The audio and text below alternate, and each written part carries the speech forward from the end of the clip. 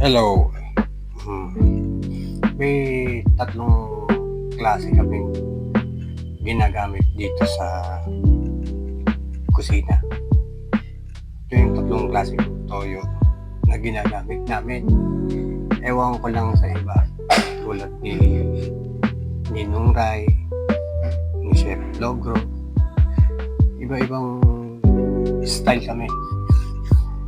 So ako, hindi naman ako professional na cook. Ito yung tatlong klaseng ginagamit namin dito. Ay ito yung Marca Piña. Yung Marca Piña, ginagamit namin ito sa sausawan. Itong dating puti, ito yung pang-marinate namin. Ito. Itong silver swan, ito yung